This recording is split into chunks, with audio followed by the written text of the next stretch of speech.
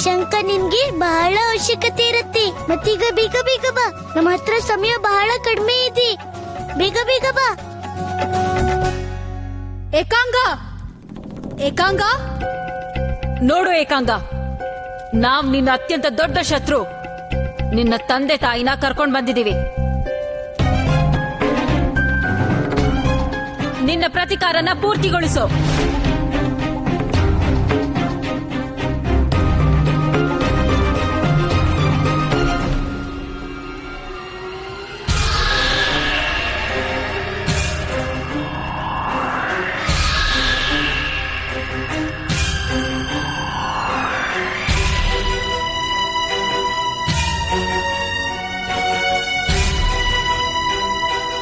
ಪಾಪಿಗಳೇ, ನಿಮ್ಮಲ್ಲಿರೋ ಈ ಮುಗ್ಧತೆಯನ್ನ ನೋಡಿ ಯಾರು ಹೇಳೋಕಾಗೋದಿಲ್ಲ ನೀವು ಎಷ್ಟು ನಿರ್ದಯಿಗಳು ಅಂತ.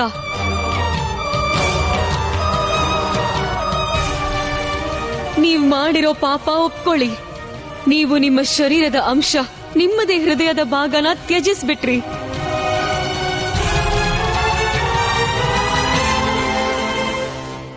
ಏಕಾಂಗ ಮಗಳೇ, ನೀನ್ ಹೇಗ್ ತಿಳ್ಕೊಂಡಿದ್ಯೋ ಹಾಗೇನೂ ಇಲ್ಲ.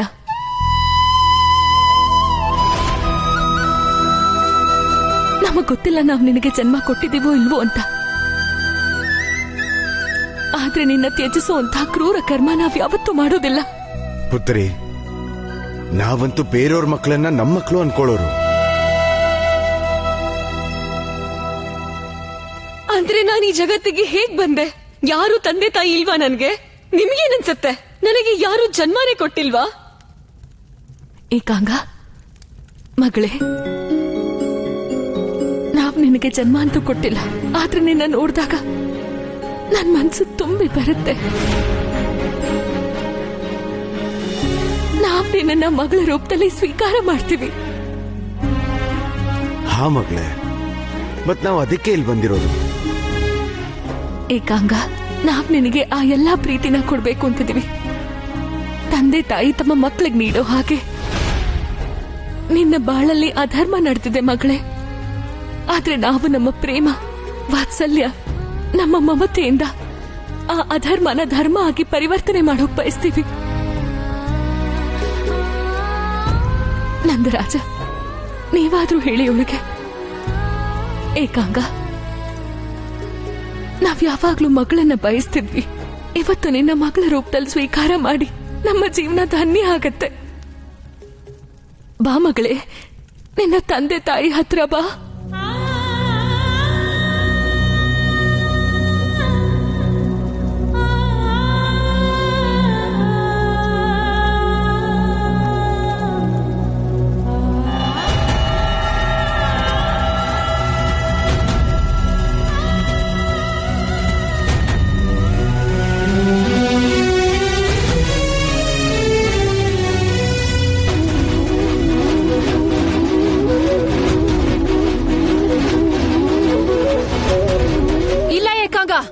ನಿಂತ್ಕೋ.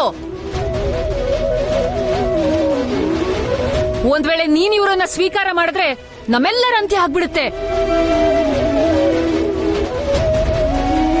ಅಂತ ಅನರ್ಥ ಮಾಡ್ಬೇಡ ಏಕಾಂಗ, ಹೋಗ್ಬೇಡ. ಮಗಳೇ, ಮಗಳೇ, ನಿನ್ ಮನ್ಸಿನ ಮಾತು ಕೇಳು. ಮತ್ ಹೇಗ್ ನಿನ್ನ ಅಮ್ಮ ಹೇಳ್ತಿದ್ದಾಳೋ ಹಾಗೆ ಮಾಡು.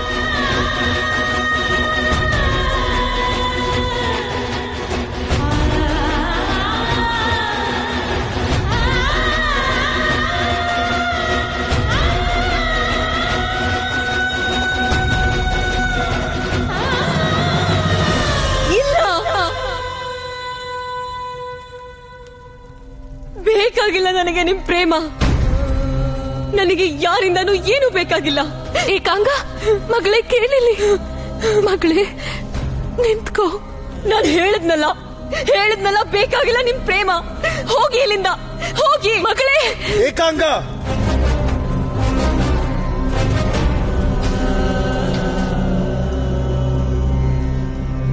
ಏಕಾಂಗ ಮನಸ್ಸು ಪರಿವರ್ತನೆ ಆಗ್ತಾ ಇದೆ. ಹಾ, ಈ ಎಲ್ಲ ಕಾರಣಕ್ಕೆ ಏಕಾಂಗಳ ಮನಸ್ಸು ಪೂರ್ಣ ರೀತಿಯಲ್ಲಿ ಪರಿವರ್ತನೆ ಆಗಿ ಮತ್ತೆ ಅವಳ ಮನಸ್ಸಲ್ಲಿ ದ್ವೇಷದ ಸ್ಥಾನದಲ್ಲಿ ಪ್ರೇಮ ಹುಟ್ಟೋಕು ಮೊದಲು ಮತ್ ನಮ್ ಅಸ್ತಿತ್ವಕ್ಕೆ ಅಪಾಯ ಆಗೋದ್ರಲ್ಲಿ ನಾವೀ ಪೂರ್ತಿ ಬೃಂದಾವನನ ಸರ್ವನಾಶ ಮಾಡ್ಬಿಡ್ತೀವಿ. ಹಾ, ಇದೊಂದೇ ದಾರಿ ಇರೋದು ಏಕಾಂಗಾಳ ಹೃದಯ ಪರಿವರ್ತನೆನ ತಡೆಯೋದಕ್ಕೆ. ಅವಳು ಇಷ್ಟಪಡೋ ಇವ್ರು ಯಾರು ಬದುಕೋದಿಲ್ಲ. ಆಗ ಅವಳ ಹೃದಯದಲ್ಲಿ ಹುಟ್ಟೋದಿಲ್ಲ ಪ್ರೇಮ.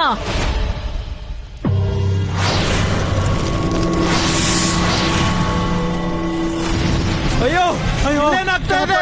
ಕಾಪಾಡಿ ಕಾಪಾಡಿ, ಬೆಂಕಿ ಉಂಡೆ ಕಾಪಾಡಿ, ಕಾಪಾಡಿ ಕಾಪಾಡಿ. ಅಯ್ಯೋ ಕೃಷ್ಣ, ಅಯ್ಯೋ ಕಾಪಾಡು ಬೆಂಕಿ.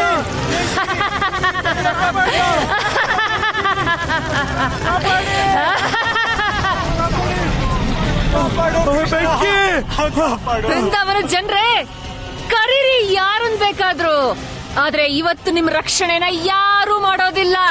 ಈಗ ಬೃಂದಾವನದಲ್ಲಿ ಯಾರು ಜೀವಂತವಾಗಿರೋದಿಲ್ಲ.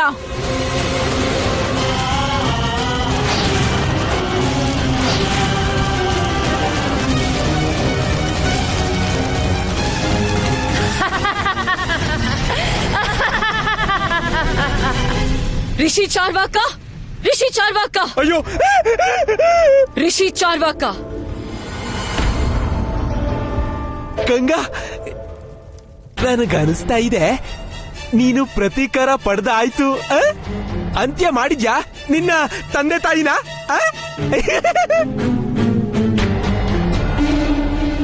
ಇಲ್ಲ,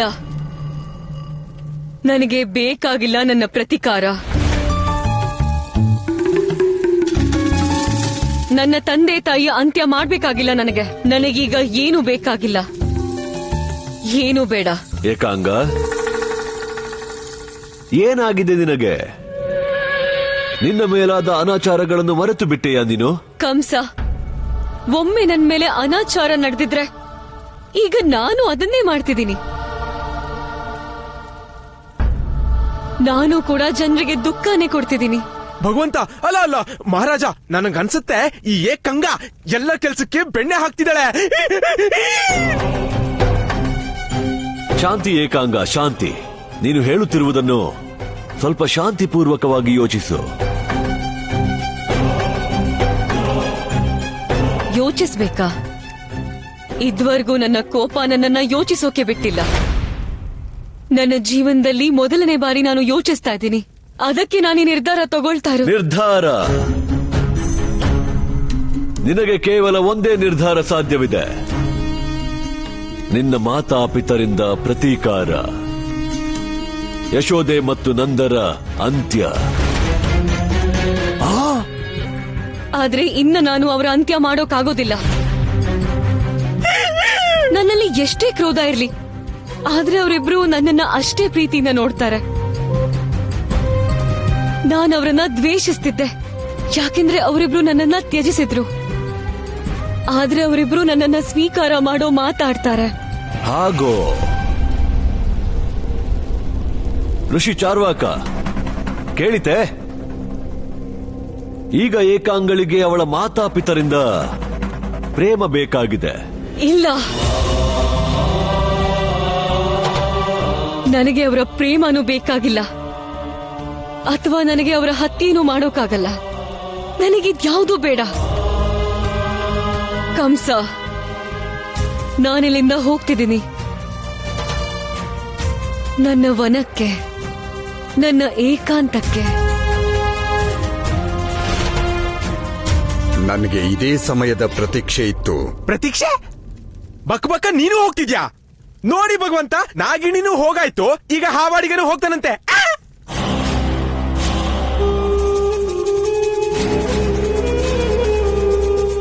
ಯಾಕಂದ್ರೆ ಈ ಸಮಯದಲ್ಲಿ ಏಕಾಂಗಳ ಒಳಗೆ ಪ್ರೇಮದ ಭಾವನೆ ಇದೆ. ಇದೇ ಭಾವದಲ್ಲೇ ನಿನ್ನ ಆತ್ಮನ ಏಕಾಂಗಳ ಶರೀರದಲ್ಲಿ ಸ್ಥಾಪನೆ ಮಾಡಬೇಕಾಗಿದೆ.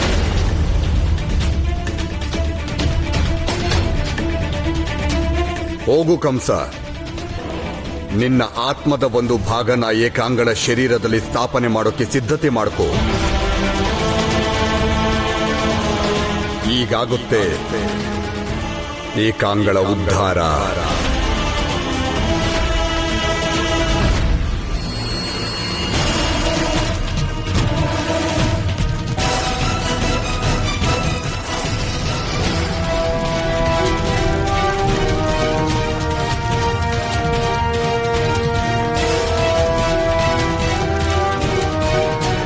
ಬೃಂದಾವನದ ವಾಸಿಗಳೇ, ನಿಮ್ಮೆಲ್ಲರ ಅಂತ್ಯ ಹೇಗಿದೆ ಅಂತಂದ್ರೆ ಏಕಾಂಗಾಳ ಮನಸ್ಸಿನಲ್ಲಿ ಹುಟ್ಟಿರೋ ಪ್ರೇಮದ ಅಂತ್ಯದ ತರ ಇದೆ.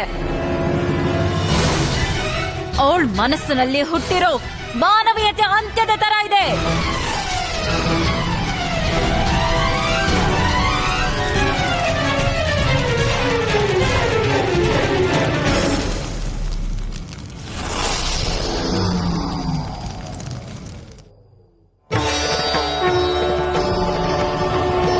ಇದನ್ನ ತಡೆಯೊಂದು ಸಾಹಸ ಮಾಡಿದ್ಯಾರು?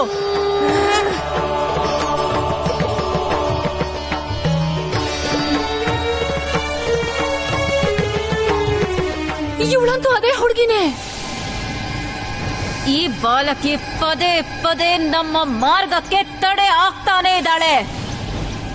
ಇವತ್ ನಾವು ಈ ತಡೆಯಿಂದ ಮುಕ್ತಿ ಪಡಿಲೇಬೇಕು. ನನ್ನ ನಕಾರಾತ್ಮಕ ಶಕ್ತಿಗಳೇ, ಈಗ ನಿಮಗೆ ಅರ್ಥ ಆಗುತ್ತೆ ಈ ಲಕ್ಷ್ಮಿಗಿರೋ ಶಕ್ತಿ ಏನು ಅಂತ.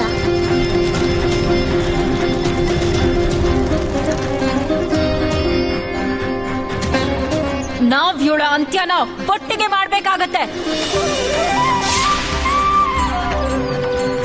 ನಿಮ್ಮ 3 ಶಕ್ತಿಗಳ ಅಂತ್ಯ ಮಾಡೋದಿಕ್ಕೆ ನಾನು ಧನಲಕ್ಷ್ಮಿ, ವೈಭವ ಲಕ್ಷ್ಮಿ ಮತ್ತೆ ಬ್ರಹ್ಮಲಕ್ಷ್ಮಿಯ ರೂಪಧಾರಣೆ ಮಾಡ್ಬೇಕು. ಹಾಗ್ ಮಾಡೋದಕ್ಕಿಂತ ಮೊದಲು ನಿಮ್ಮನ್ನ ನಾನು ಇಲ್ಲಿಂದ ದೂರ ಕರ್ಕೊಂಡು ಹೋಗ್ಬೇಕು.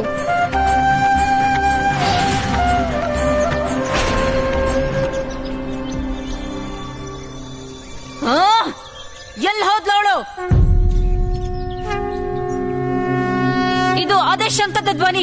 ಇದ್ಯಾವುದೋ ಸಾಧಾರಣ ಶಂಖ ಧ್ವನಿ ಅಲ್ಲ, ಇದು ಮಹಾಶಂಖ ಧ್ವನಿನೇ. ಇದನ್ನ ಲಕ್ಷ್ಮಿ ಧಾರಣೆ ಮಾಡ್ತಾಳೆ. ಇದನ್ ಯಾರು ಒತ್ತಿದಾರೋ ಅವ್ರನ್ನ ತಡಿಲೇಬೇಕು. ಅದು ಲಕ್ಷ್ಮಿ ಆಗಿದ್ರು ಆಗಿರ್ಲಿ, ಇಲ್ಲ ಬಾಲಕಿ ಆಗಿರ್ಲಿ. ಬನ್ನಿ.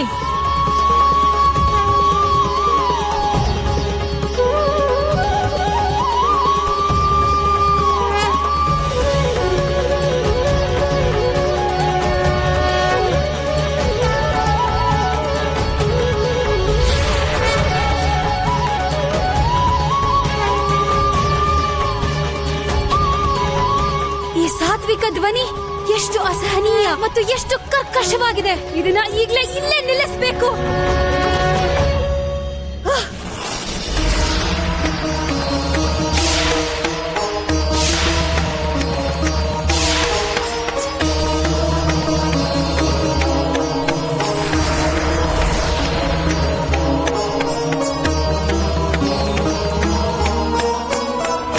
ನನ್ನ ಪರಮ ಶತ್ರು ಬ್ರಹ್ಮಲಕ್ಷ್ಮಿ, ನಾನು ನಿನ್ನ ಈಗಿಂದೀಗ್ಲೇ ಸಮಾಪ್ತಿ ಮಾಡ್ತೀನಿ.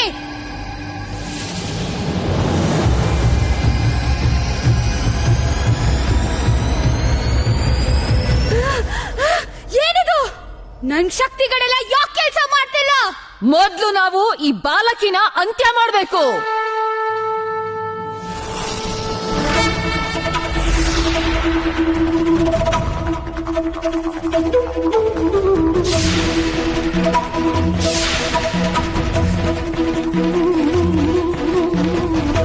ವೈಭವ ಲಕ್ಷ್ಮಿ,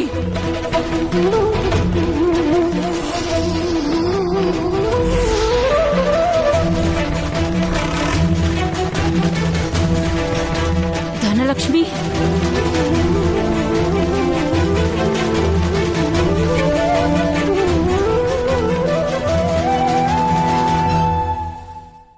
ಧನಲಕ್ಷ್ಮಿ, ಇದು ನಾನ್ ನಿನಗೆ ಕೊಡ್ತಿರೋ ಸಲಹೆ ಅಂತ ಅನ್ಕೋ. ನೀನ್ ಇಲ್ಲಿಂದ ಹೊರಟೋಗೋ. ಯಾಕಂದ್ರೆ ಒಂದೇ ಓರೆಯಲ್ಲಿ 2 ಖಡ್ಗ ಇರಲ್ಲ. ಮತ್ತೆ ನಾನಿರ್ಬೇಕಾದ್ರೆ ಈ ಜಗತ್ತಲ್ಲಿ ನೀನಿರೋದಕ್ಕೆ ಸ್ಥಾನನೇ ಇಲ್ಲ. ನೀನು ಖಂಡಿತ ಸತ್ಯನ ಹೇಳ್ತಿದ್ಯಾ ಲಕ್ಷ್ಮಿ. ಎಲ್ಲಿ ಧನಲಕ್ಷ್ಮಿ ಇರ್ತಾಳೋ ಅಲ್ಲಿ ಆ ಲಕ್ಷ್ಮಿಗೆ ಯಾವುದೇ ಸ್ಥಾನ ಇಲ್ಲ. ಬ್ರಹ್ಮಲಕ್ಷ್ಮಿ, ನಿನ್ನ ಈ ಧವಳ ಪವಿತ್ರ ರೂಪ ನನ್ನನ್ನು ಹಾಸ್ಯ ಮಾಡ್ತಿದೆ. ಇವತ್ತು ನಂತರ ನೀನ್ ಜೀವನದಲ್ಲಿ ಕೇವಲ ಕತ್ತು ಮಾತ್ರ ತುಂಬಿದೆ ಬ್ರಹ್ಮಲಕ್ಷ್ಮಿ. ನೀನಿಷ್ಟು ಭಯ ಪಡ್ತಿರೋದೇಕೆ ಅನ್ನಿಸ್ತಾ? ನನ್ ನೋಡ್ತಾ ನಿನ್ಗೆ ನಿನ್ ಮೇಲೆ ಆಸೆ ಕಡಿಮೆ ಆಗ್ತಿರೋ ಹಾಗನ್ಸತ್ತೆ. ವೈಭವ ಲಕ್ಷ್ಮಿ, ನೀನು ನಿನ್ನ ಅಕ್ಕಂದ್ರ ಜೊತೆ ವಾಪಸ್ ಹೋಗ್ಬಿಡು. ಒಮ್ಮೆ ನಾನು ಹೋಗಲ್ಲ ಅಂದ್ರೆ ಅಶುಚಿತ, ನಾನು ಅಶುಚಿತ. ನೀನೊಂದ್ ವೇಳೆ ವಾಪಸ್ ಹೋಗದೆ ಇದ್ರೆ ನಿನ್ನ ನರಕ ಕುಂಡ ಕಳಿಸ್ಬಿಡ್ತೀನಿ. ಅಲ್ಲಿರೋ ಅಪವಿತ್ರತೆಗೆ ನೀನು ಪೂರ್ತಿ ನಾಶ ಆಗ್ಬಿಡ್ತೀಯ. ಯಾಕಂದ್ರೆ ಇವತ್ತು ಅಲಕ್ಷ್ಮಿ ಮತ್ತು ಲಕ್ಷ್ಮಿಯರ ಯುದ್ಧದಲ್ಲಿ ನಾವೇ ಗೆಲ್ಲೋದು. ಅಲಕ್ಷ್ಮಿ, ನೀನ್ ನಂಗೆ ಯಾವುದೇ ಕೆಟ್ಟದನ್ನು ಮಾಡಕ್ಕಾಗಲ್ಲ. ಯಾಕಂದ್ರೆ ಮೊದಲು ನಿಮ್ಮ ನಕಾರಾತ್ಮಕ ಶಕ್ತಿಗಳನ್ನ ಸಮುದ್ರ ಮಂಥನದ ಸಮಯದಲ್ಲಿ ನಾಶ ಮಾಡಿದ್ದೆ. ಧನಲಕ್ಷ್ಮಿ, ನೀನು ಮರ್ತಿದ್ಯಾ? ಸಮುದ್ರ ಮಂಥನ ಆಗಿ ಬಹಳಷ್ಟು ಸಮಯ ಕಳೆದು ಹೋಗಿದೆ. ಆ ಸಮಯದಿಂದ ಹಿಡಿದು ಇಲ್ಲಿ ತನಕ ನಾವು ನಮ್ಮ ಶಕ್ತಿಗಳನ್ನ ಪುನಃ ಪಡ್ಕೊಂಡಿದೀವಿ. ನಿನಗ್ ವಿಶ್ವಾಸ ಇಲ್ಲ ಅಂತಂದ್ರೆ ಇದನ್ ನೋಡು, ನಮ್ಮ ಅದ್ಭುತ ನಕಾರಾತ್ಮಕ ಶಕ್ತಿಗಳನ್ನ. ಇವತ್ತು ನಮ್ಮ ಭೈರವಿ ಸೇನೆ ನಿಮ್ಮೆಲ್ಲರ ಅಂತ್ಯ ಮಾಡುತ್ತೆ.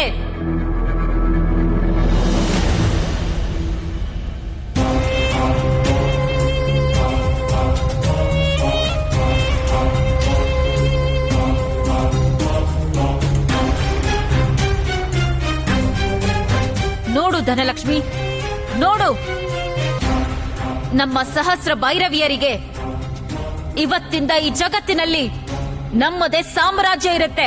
ನಿನ್ನ ಲಕ್ಷ್ಮಿ, ನಿನ್ನ ಅಂತ್ಯಕ್ಕೂ ಮೊದಲೇ ನಿನ್ನ ಕಣ್ಣೆದುರಿಗೆ ಈ ಶಕ್ತಿಗಳನ್ನ ಅಂತ್ಯ ಮಾಡ್ತೀನಿ.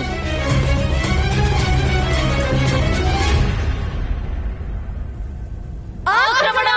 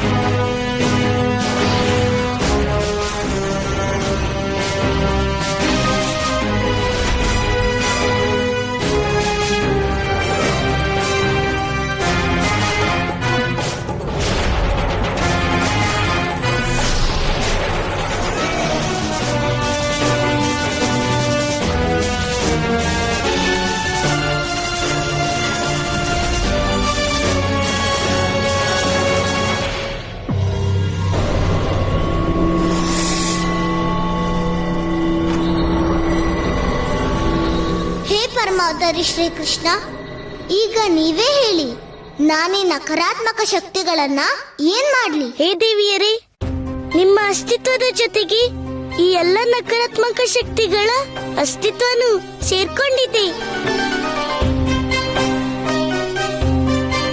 ಎಲ್ಲಿ ಧನಲಕ್ಷ್ಮಿ ಇರ್ತಾಳೋ ಅಲ್ಲಿ ಅಲಕ್ಷ್ಮಿನೂ ಇರ್ತಾಳೆ.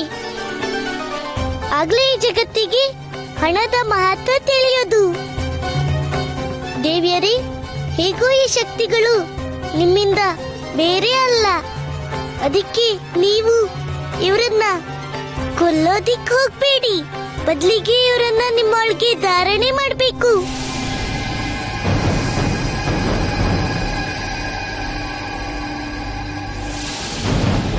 ಇಲ್ಲ ಇಲ್ಲ ಇಲ್ಲ ಲಕ್ಷ್ಮಿ, ಇಲ್ಲ ಇಲ್ಲ, ಹಾಗೆ ಮಾಡೋ ಹಾಗಿಲ್ಲ, ನಾನ್ ನಿಮ್ಮೆಲ್ಲನ್ನು ನಾಶ ಮಾಡಕ್ಕಾಗಲ್ಲ. ಆದ್ರೆ ಎಲ್ಲೇ ಲಕ್ಷ್ಮಿಯ ಅಸ್ತಿತ್ವ ಇದ್ರು, ಎಲ್ಲಿ ನನ್ ಭಕ್ತಿ ಇದ್ರು, ಅಲ್ಲಿ ನಿಮ್ ಮೂವರ ನಕಾರಾತ್ಮಕ ಶಕ್ತಿಯ ಅಸ್ತಿತ್ವ ಎಂದಿಗೂ ಇರೋದಿಲ್ಲ.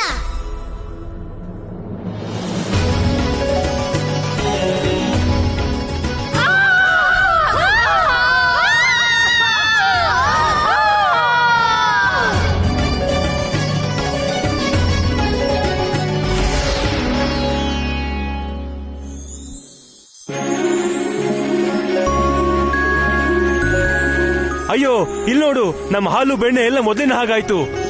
ನೋಡು.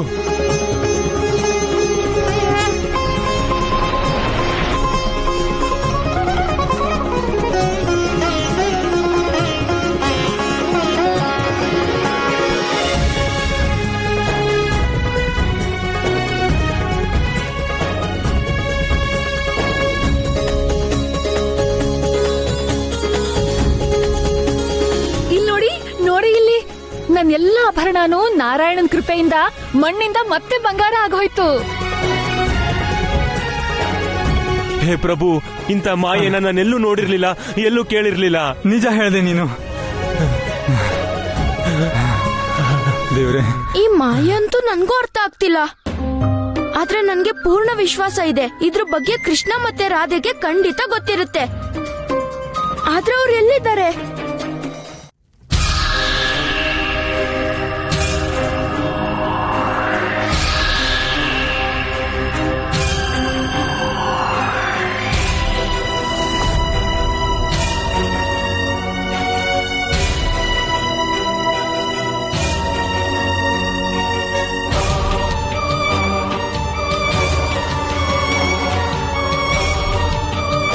ಕಂಸ,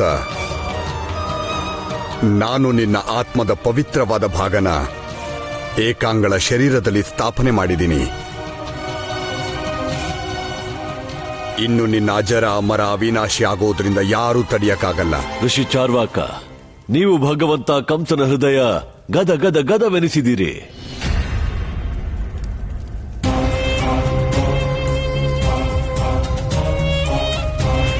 ಕಂಡೆಯ ಚಕ್ರಧಾರಿ, ನೀನು ಎಷ್ಟೇ ನನ್ನಿಂದ ದೂರ ಹೋದರೂ ನಾನು ನಿನಗೆ ಅಷ್ಟೇ ಸಮೀಪ ಬರುತ್ತಿರುತ್ತೇನೆ.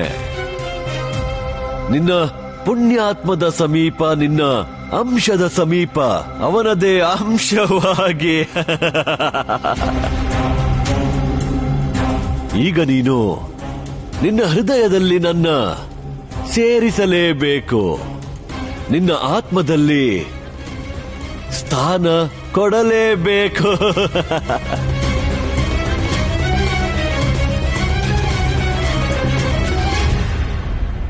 ಏಕಾಂಗ,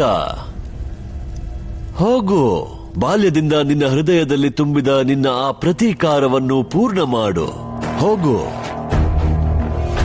ಈಗ ನೀನು ಅಜೇಯಳು. ಯಾವುದೇ ಶಕ್ತಿ ನಿನ್ನನ್ನು ತಡೆಯಲಾಗುವುದಿಲ್ಲ.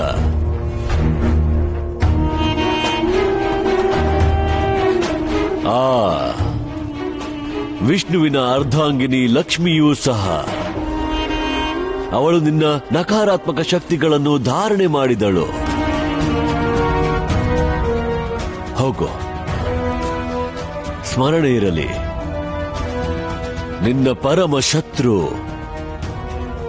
ಆ ಪರಮಾವತಾರಿ ಶ್ರೀಕೃಷ್ಣನೇ ನಿನ್ನ ಸೋದರ ಕೃಷ್ಣ. ಹೋಗು, ಸಾಯಿಸುವವನನ್ನು ಮತ್ತು ನಿನ್ನ ಪ್ರತೀಕಾರ ತೀರಿಸಿಕೋ.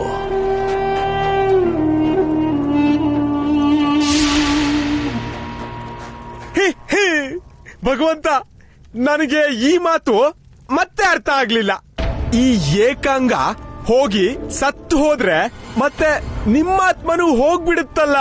ಮತ್ತೆ ಭಗವಂತ, ಈ ಸಾರಿ ನಿಮ್ಮಾತ್ಮ ಹೋಗ್ಬಿಟ್ರೆ ಆಗ ನನ್ನನ್ನು ಬಿಡಿ, ನೀವು ಸಹ ನಿಮ್ಮ ಆತ್ಮನ ಮರಳಿ ಪಡೆಯಕ್ಕಾಗಲ್ಲ. ಕೆಲ್ಸ ಬೆಣ್ಣೆ ಆಗ್ಬಿಡುತ್ತೆ. ಇಲ್ಲ ಭದ್ರಾಕ್ಷ, ಈ ಸಮಯ ಆ ಏಕಾಂಗ ಯಾವ ರೂಪದಲ್ಲಿದ್ದಾಳೋ, ಅವಳ ಒಳಗೆ ಯಾವ ಪ್ರೇಮವಿದೆಯೋ, ತನ್ನ ಸೋದರಿಯ ಆ ಪ್ರೇಮವನ್ನು ನೋಡಿ ಆ ಕೃಷ್ಣ ಅವಳನ್ನು ಕೊಲ್ಲುವುದಿಲ್ಲ, ಅವಳ ಅಂತ್ಯ ಮಾಡುವುದಿಲ್ಲ. ಬದಲಿಗೆ ಅವಳನ್ನು ಧಾರಣೆ ಮಾಡುತ್ತಾನೆ. ಈಗ ಭಗವಂತ ಕಂಸನ ಆತ್ಮ ಪರಮಾವತಾರಿ ಶ್ರೀಕೃಷ್ಣನ ಹೃದಯದಲ್ಲಿ ಸ್ಥಾಪನೆಯಾಗುತ್ತದೆ.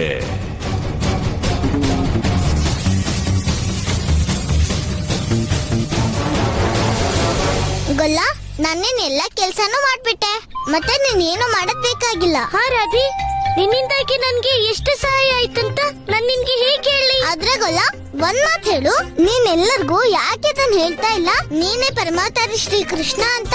ರಾಧಿ, ನಾವು ವೃಂದಾವನ ತಲುಪಬೇಕು, ಬೇಗ ನಡಿ. ಇನ್ ಪ್ರಶ್ನೆಗೆ ಉತ್ತರ ನಾಳೆ ಹೇಳ್ತೀನಿ. ಹೌದಾ? ನನ್ಗೇನ್ ಗೊತ್ತಿಲ್ಲ ಅಂದ್ಕೊಂಡ? ನೀನ್ ನಾಳೆ ಯಾವತ್ತೂ ಬರಲ್ಲ.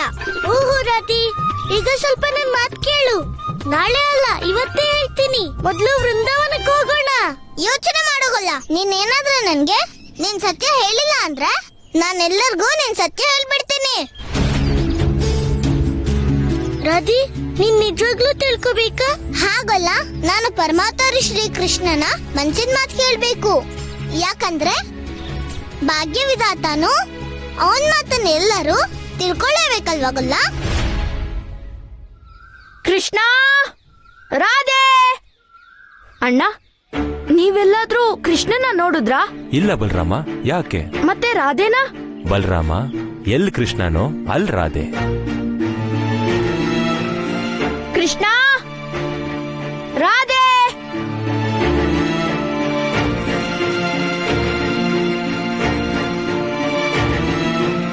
ಗೋಪಿ, ನೀನು ಕೃಷ್ಣನ ನೋಡಿದ್ಯಾ?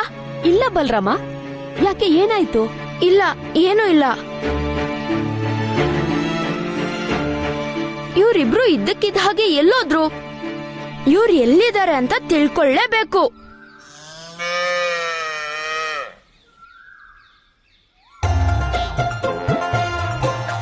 ಶಂಕರ, ಹಾ, ಶಂಕರಂಗೆ ಖಂಡಿತ ಗೊತ್ತಿರುತ್ತೆ.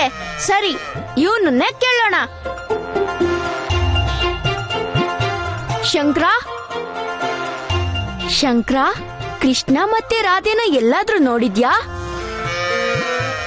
ಹಾ, ಹೇಳು ಹೇಳು, ಎಲ್ಲಿ ಅಂತ? ಅಯ್ಯೋ, ನಾನ್ ಯಾರ ಹತ್ರ ಕೇಳ್ತಿದ್ದೀನಿ?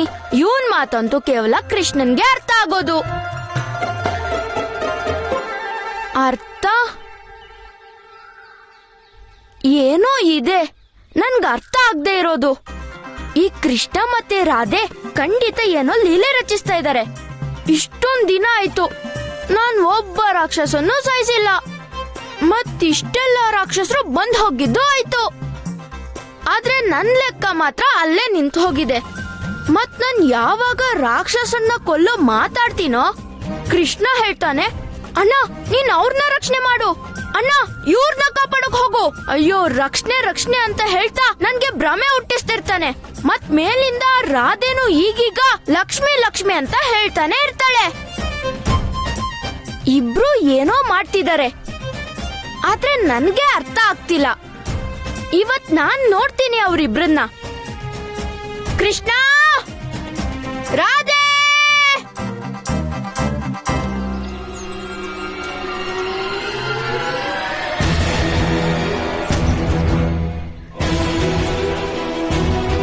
ಯಶೋದೆ ನಂದನ ಕೃಷ್ಣ, ಬರ್ತಿದ್ದೀನಿ ನಾನು ನಿನ್ನಿಂದ ನಿನ್ನ ಪ್ರತೀಕಾರ ಪಡೆಯೋದಕ್ಕೆ.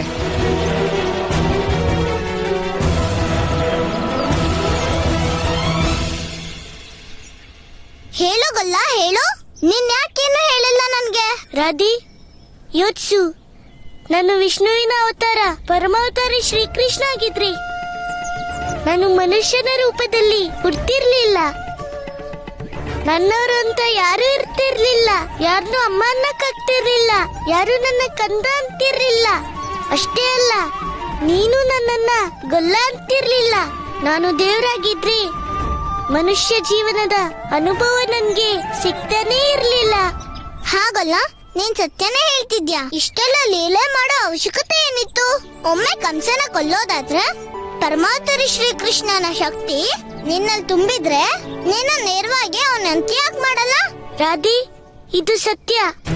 ಈ ಜಗತ್ನಲ್ಲಿ ನನ್ನ ಅವತಾರ ಕಂಸನ ಕೊಂದು ಧರ್ಮನ ನೆಲೆಗೊಳಿಸೋದಕ್ಕಾಗಿದೆ. ಆದ್ರೆ ಯಾವುದೇ ಸಮಸ್ಯೆನ ಪೂರ್ತಿಯಾಗಿ ನಾಶ ಮಾಡ್ಬೇಕು ಅಂದ್ರೆ ಮೊದ್ಲು ನಾನು ಅದನ್ನ ಚೆನ್ನಾಗಿ ಅರ್ಥ ಮಾಡ್ಕೋಬೇಕು ಗೊಲ್ಲ. ಆದ್ರೆ ಕಂಸನ ಹೊರತುಪಡಿಸಿದ್ರು ಈ ಜಗತ್ತಲ್ಲಿ ಎಷ್ಟೊಂದು ಕೆಟ್ಟತನ ಇದೆ.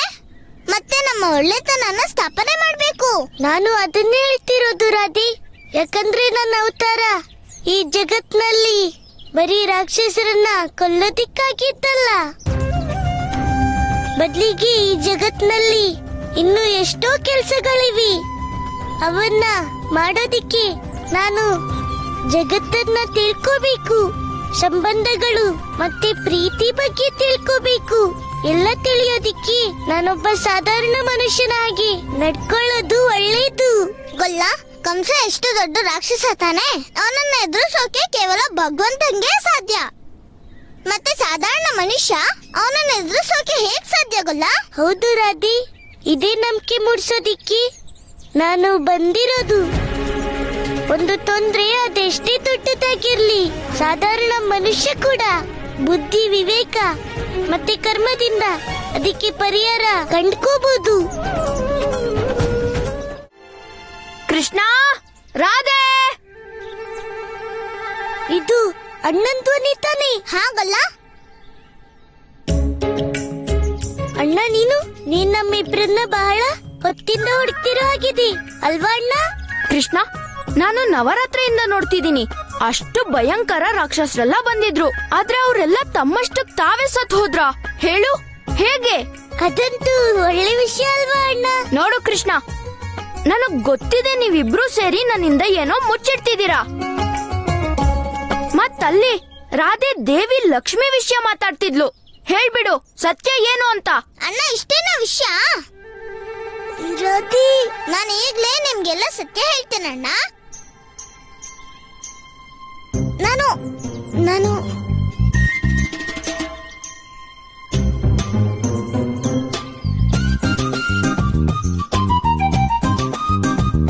ಇಲ್ಲ, ನಾನು ಇದನ್ನ ಹೇಳ್ತಾ ಇದ್ದಿದ್ದು. ಇಲ್ಲಿ ಯಾರು ರಾಕ್ಷಸರು ಬಂದೇ ಇರ್ಲಿಲ್ಲ.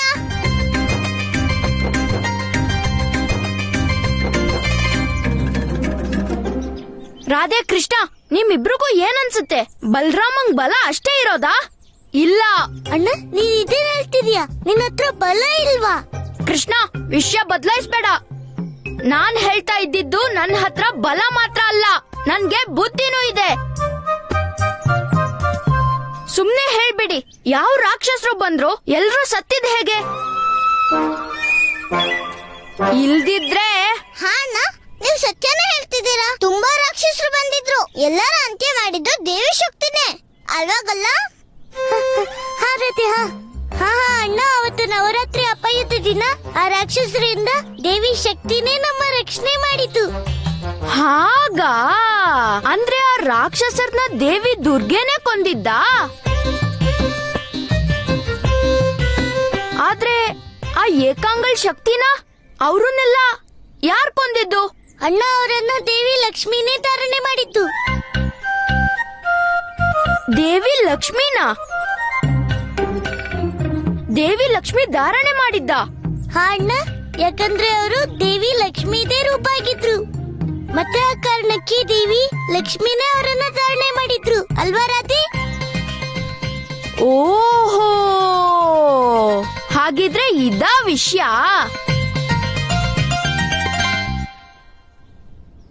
ಮತ್ತ ಏಕಾಂಗ, ಅವಳಿಗೇನಾಯ್ತು? ಅಣ್ಣ, ಏಕಾಂಗನ ಸಾಯಿಸೋ ಯಾವ ಅವಶ್ಯಕತೆನೂ ಇಲ್ಲ. ಕೃಷ್ಣ, ಮತ್ ನೀನ್ ಹೇಳ್ಬೇಡ ಏಕಾಂಗ ನಮ್ಗೆ ಅಕ್ಕ ಅಂತ. ಮತ್ ಅದಕ್ಕಾಗಿನೇ ನೀನ್ ಅವಳನ್ನ ಜೀವಂತ ಬಿಟ್ಟೆ ಅಂತ. ಕೃಷ್ಣ, ನಾನ್ ಹೇಳ್ತಾ ಇದ್ದೀನಿ, ಒಮ್ಮೆ ಆ ಏಕಾಂಗ ನನ್ ಮುಂದೆ ಬಂದ್ರೆ ನಾನ್ ಅವಳನ್ನ ಜೀವಂತವಾಗಿ ಬಿಡಲ್ಲ.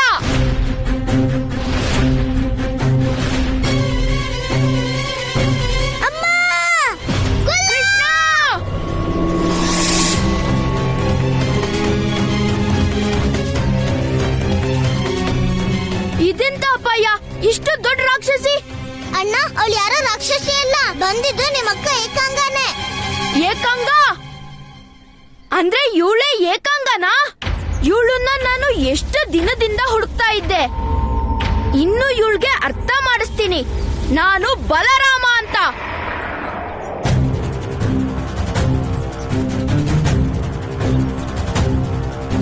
ಕೃಷ್ಣ, ನಾನು ಬಹಳ ಸುತ್ತಾಡೋ ಹೋಗ್ ಮಾಡ್ದೆ ಅಲ್ಲ ನೀನು? ಇವತ್ತು ನೇರವಾಗಿ ನನಗ್ ಸಿಕ್ಕಿದ್ಯಾ? ಇವತ್ ನಿನ್ನ ಜೀವಂತವಾಗಿ ಬಿಡೋದಿಲ್ಲ ನಾನು. ಆದ್ರೆ ಏಕಾಂಗ, ನಿನ್ನನ್ನ ಎಲ್ಲಿ ಕರ್ಕೊಂಡು ಹೋಗ್ತಿದ್ಯಾ?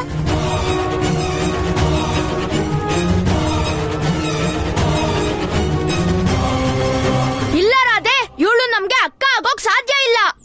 ಇವಳು ನಮ್ ಶತ್ರು ಅಷ್ಟೇ. ಏನಾದ್ರೂ ನಾನ್ ಇವಳನ್ನ ಜೀವಂತವಾಗಿ ಬಿಡೋದಿಲ್ಲ. ಅಣ್ಣ, ಈ ಸಮಯದಲ್ಲಿ ಏಕಾಂಗನ ವಧೆ ಮಾಡೋಕ್ಕಿಂತ ಕೃಷ್ಣನ ಕಾಪಾಡೋದ್ರ ಬಗ್ಗೆ ಯೋಚನೆ ಮಾಡು. ರಾಧೆ, ಕೃಷ್ಣನ್ನ ಕಾಪಾಡೋಕೆ ಒಂದೇ ಮಾರ್ಗ ಇದೆ, ಈ ಏಕಾಂಗಳ ಅಂತ್ಯ. ಹಾಗಾಗಿ ಈ ರಾಕ್ಷಸಿನ ನಾನು ತಪ್ಪಿಸ್ಕೊಳ್ಳೋಕ್ ಬಿಡೋದೇ ಇಲ್ಲ. ಅದು ಅಲ್ದೆ ನಾನೊಂದ್ ರಾಕ್ಷಸನ್ನ ಸಾಯಿಸಿ ಬಹಳ ದಿನ ಆಗಿದೆ. ನಾನ್ ನಿಮ್ ಮಾತನ್ನ ಒಪ್ಕೋತೀನಿ ಅಣ್ಣ. ಇಂಥ ಅಕ್ಕ ಯಾಕಿರ್ಬೇಕು? ತನ್ನ ಜನರಿಗೆಲ್ಲ ಶತ್ರು ಆಗಿರೋಳು. ಆದ್ರೆ ಅಣ್ಣ, ನಾವಿಬ್ರು ಇಷ್ಟು ದೊಡ್ಡ ರಾಕ್ಷಸಿನ ಎದುರಿಸೋಕ್ ಆಗೋದೇ ಇಲ್ಲ. ರಾಧೆ, ಹಾಗಾದ್ರೆ ನಿನ್ಗೆ ಬಲರಾಮನ್ ಬಲದ ಮೇಲೆ ಸಂದೇಹನಾ? ಇಲ್ಲ ಇಲ್ಲ ಅಣ್ಣ, ನನ್ಗೆ ನಿಮ್ ಮೇಲೆ ಪೂರ್ತಿ ವಿಶ್ವಾಸ ಇದೆ. ಆದ್ರೆ ಆ ಗೊಲ್ಲನ್ ಮೇಲೆ ಸ್ವಲ್ಪನೂ ವಿಶ್ವಾಸ ಇಲ್ಲ. ಯಾರಿಗ್ ಗೊತ್ತು, ಅವನು ನಮ್ಮನ್ನ ಬಿಟ್ಟು ಅವ್ರ ಅಕ್ಕ ಏಕಾಂಗನ ರಕ್ಷಣೆಗೆ ನಿಂತ್ರೆ? ಹಾ, ಹಾಗೋನ್ ಮಾಡಿದ್ರು ಮಾಡ್ಬೋದು. ಈಗ ನಾವೇನ್ ಮಾಡೋದು ರಾಧೆ? ಹಾ, ಅದನ್ನೇ ನಾನು ಹೇಳಿದ್ದು. ನಾವೀಗ ಯಶೋಧ ಅತ್ತೆ, ನಂದ ಮಾವ ಮತ್ತೆಲ್ಲರನ್ನೂ ಕರ್ಕೊಂಬರ್ಬೇಕು. ಯಾಕಂದ್ರೆ ಆ ಗೊಲ್ಲ ಯಶೋಧ ಅತ್ತೆ ಮಾತನ್ನೇ ಕೇಳೋದು. ರಾಧೆ, ನೀನ್ ಸತ್ಯ ಹೇಳ್ತಿದ್ಯಾ. ಕೃಷ್ಣನ್ಗೆ ಇದನ್ನ ಅರ್ಥ ಮಾಡಿಸ್ಲೇಬೇಕು. ಆ ಏಕಾಂಗ ನಮ್ಗೆ ಅಕ್ಕ ಅಲ್ಲ, ಅವಳು ನಮ್ಗೆ ಶತ್ರು ಅಂತ. ಮತ್ ಇದಕ್ಕಾಗಿ ನಾವು ಎಲ್ಲಾ ವೃಂದಾವನ ವಾಸಿಗಳನ್ನ ಕರಿಲೇಬೇಕು. ನಡಿ ರಾಧೆ, ನಡಿಯಣ್ಣ.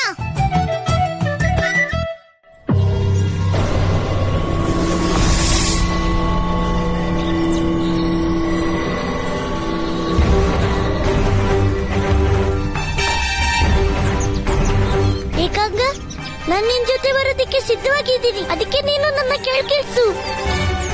ಏಕಾಂಗ, ನಾನಿದನ್ನ ನನ್ಗಾಗಿ ಹೇಳ್ತಿಲ್ಲ. ನಾನಿದನ್ನ ಹೇಳ್ತಿರೋದು ಯಾಕಂದ್ರೆ ನಿನ್ಗೆ ನನ್ನ ಭಾರ ತಡ್ಕೊಳಕ್ಕಾಗಲ್ಲ.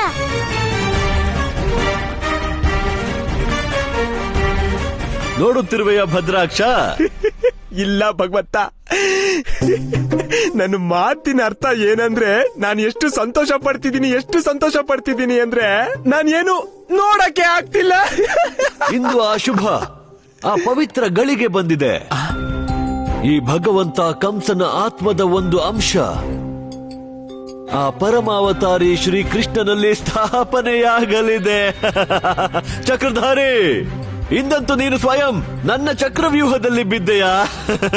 ಭಗವಂತ, ನಾನ್ ಏನು ಯೋಚಿಸ್ತಿದ್ದೀನಿ ಅಂದ್ರೆ ನಿಮ್ಮ ಆ ಶತ್ರು ಎಂತ ದಯನೀಯ ಅವಸ್ಥೆಯಲ್ಲಿದ್ದಾನೆ ಅಂದ್ರೆ ಎಲ್ಲ ನೋಡ್ತಾನೆ, ಆದ್ರೆ ಏನು ಮಾಡಕ್ಕಾಗಲ್ಲ. ಭದ್ರಾಕ್ಷ, ಭಗವಂತ ಕಂಸ ನಾನು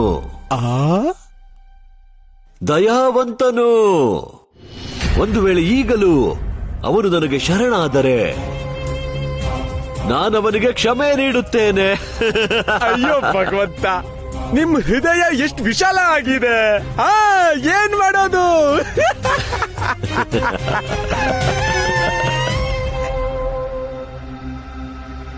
ಓ ಚಕ್ರಧಾರಿ, ಭಗವಂತ ಕಂಸ ಇಂದು ನಿನಗೆ ಒಂದು ಮಂಗಳ ಅವಕಾಶ ಪ್ರದಾನಿಸುತ್ತಾನೆ. ಬಾ ಬಾ, ನನಗೆ ಶರಣಾಗು ಬಾ. ಕ್ಷೀರಸಾಗರಕ್ಕಿಂತ ಅಧಿಕ ಸುಖ ಪ್ರಾಪ್ತಿಯಾಗುತ್ತದೆ ನಿನಗೆ ನನ್ನ ಕಂಸಧಾಮದಲ್ಲಿ. ಬರದಿದ್ದರೆ ಹೀಗೆ ಸುಮ್ಮನೆ ಕುಳಿತುಕೊಂಡು ನೋಡುತ್ತಿರು. ಯಾವ ಗತಿಯಾಗುವುದು ಪರಮಾವತಾರಿ ಶ್ರೀಕೃಷ್ಣನಿಗೆ?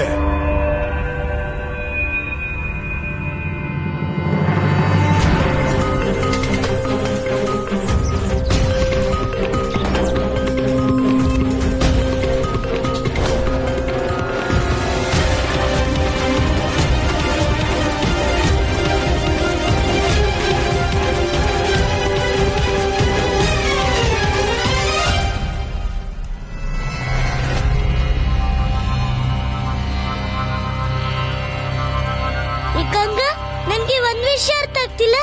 ನಿನ್ನನ್ನ ಇಲ್ಲಿಗೆ ಕರ್ಕೊಂಡ್ಬಂದೆ. ಯಾಕೆಂದ್ರೆ ನಿನ್ನ ಮೃತ್ಯು ಮಧ್ಯದಲ್ಲಿ ಯಾರು ಅಡ್ಡಿ ಮಾಡಬಾರ್ದು ಅಂತ. ಏಕಾಂಗ, ನಿನ್ನ ಅಕ್ಕ ತಾನೆ. ಒಂದ್ಸರಿನಾದ್ರೂ ನನ್ ಮಾತ್ ಕೇಳು. ಅಕ್ಕ? ನಾನ್ ಯಾರಿಗೂ ಅಕ್ಕ ಅಲ್ಲ, ಮತ್ ಯಾರು ನನ್ನ ಸೋದರನೂ ಅಲ್ಲ.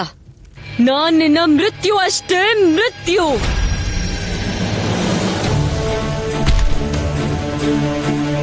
ಏಕಾಂಗ, ಪ್ರತಿಕಾರದ ಬೆಂಕಿ ನಿನ್ನ ಕುರುಡಾಗ್ ಮಾಡಿದಿ. ಕೋಪದಲ್ಲಿ ನೀನು ನಿನ್ನ ಕಣ್ ಮುಚ್ಚಿಬಿಟ್ಟಿದ್ಯಾ.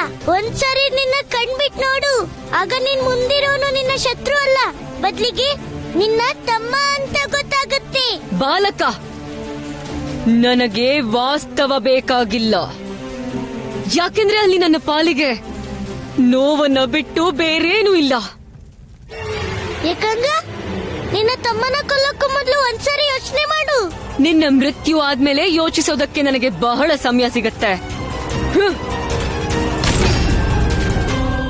ಅಕ್ಕ, ನಿನ್ನ ತಮ್ಮನ್ನ ಕೊಂದ್ರೆ ನಿನ್ಗೆ ದುಃಖ ಆಗಲ್ವಾ?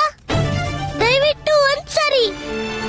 ಪ್ರತಿಕಾರದ ದೃಷ್ಟಿ ಅಲ್ಲಲ್ಲ, ಬದಲಿಗೆ ಪ್ರೇಮ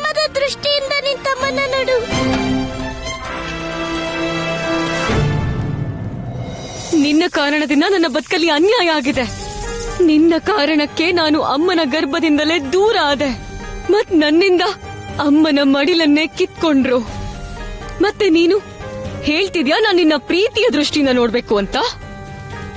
ಇಲ್ಲ, ನಾನ್ ನಿನ್ನನ್ನ ಯಾವತ್ತೂ ಕ್ಷಮಿಸೋದಿಲ್ಲ ಕೃಷ್ಣ, ಕ್ಷಮಿಸೋದಿಲ್ಲ. ನನ್ನ ಅಪರಾಧಿ ನೀನು, ನಂದ ಮತ್ತೆ ಯಶೋದೆ ಅಲ್ಲ. ನಾನ್ ನಿನ್ನ ಜೀವಂತವಾಗಿ ಬಿಡೋದಿಲ್ಲ. ಅಕ್ಕ, ನೀನು ಸತ್ಯ ಹೇಳ್ತಿದ್ಯಾ, ನಾನೇ ನಿನ್ನ ಅಪರಾಧಿ. ಆದ್ರೆ ಒಂದ್ಸರಿ ಶಾಂತವಾಗು ಅಕ್ಕ. ನಾನು ನನ್ನ ಅಪರಾಧಕ್ಕೆ ಪ್ರಾಯಶ್ಚಿತ್ತ ಮಾಡ್ಕೊಳ್ಳೋಕೆ ಸಿದ್ಧವಾಗಿದ್ದೀನಿ. ನಿನ್ನ ಅಪರಾಧಕ್ಕೆ ಕೇವಲ ಒಂದೇ ಪ್ರಾಯಶ್ಚಿತ ಇದೆ, ಮೃತ್ಯು. ಅಕ್ಕ, ನನ್ಗೆ ಮೃತ್ಯು ಅಂದ್ರೆ ಭಯ ಇಲ್ಲ. ನಿನ್ಗಾಗಿ ನಾನು ಸಾಯಕ್ಕೂ ಸಿದ್ಧ. ಆದ್ರೆ ಒಮ್ಮೆ ನನ್ಗೇನಾದ್ರೂ ಆದ್ರೆ ನನ್ನ ಅಪ್ಪ ಅಮ್ಮ ಜೀವಂತವಾಗಿರೋದಿಲ್ಲ. ಹಾಗಾಗಿ ನಾವು ಈ ಸಮಸ್ಯೆಗೆ ಪರಿಹಾರ ಹುಡುಕ್ಲೇಬೇಕು ಅಕ್ಕ. ನಿನ್ನ ಕೆಲ್ಸಗಳಲ್ಲಿ ಮಾತ್ರ ಅಲ್ಲ, ನಿನ್ನ ಮಾತುಗಳಲ್ಲೂ ಮೋಸ ಇದೆ. ಅಕ್ಕ, ನನ್ಗೇನಾದ್ರೂ ನಿನ್ಗೆ ಮೋಸ ಮಾಡ್ಬೇಕಂತಿದ್ರೆ ನಿನ್ ಮೇಲೆ ಆಕ್ರಮಣ ಮಾಡ್ತಿದ್ದೆ, ನಿನ್ನಿಂದ ಓಡ್ತಿರ್ಲಿಲ್ಲ. ಮತ್ತೆ ನಾನು ನಿನ್ಗೆ ತೊಂದ್ರೆ ಅಲ್ಲ, ಬದ್ಲಿಗೆ ನಿನ್ಗೆ ನ್ಯಾಯ ಕೊಡಕ್ ಬಂದಿದ್ದೆ. ಯಾರ್ ಬದುಕಲ್ಲಿ ಜನ್ಮದಿಂದಾನೇ ಅನ್ಯಾಯ ಆಗಿದ್ಯೋ ಅವಳಿಗೆ ನೀನು ಅದ್ ಹೇಗೆ ನ್ಯಾಯ ಕೊಡ್ತೀಯ? ನೀನೇನ್ ಕಳ್ಕೊಂಡಿದ್ಯೋ ಅದನ್ನ ನಿನಗೆ ಕೊಡ್ತೀನಿ ಅಕ್ಕ. ಅಪ್ಪ, ಅಮ್ಮ ಮತ್ತೆ ತಮ್ಮನ ಪ್ರೀತಿ ನೀಡೋದ್ರಿಂದ ಇದೊಂದೇ ಮಾರ್ಗ ಇದೆ ಅಕ್ಕ. ಇದರಿಂದ ನಿನ್ನ ನೋವು ಕಡಿಮೆ ಆಗಕ್ ಸಾಧ್ಯ. ಅದಕ್ಕಾಗಿ ನನ್ಗೆ ಒಂದು ಅವಕಾಶ ಕೊಡು ಅಕ್ಕ.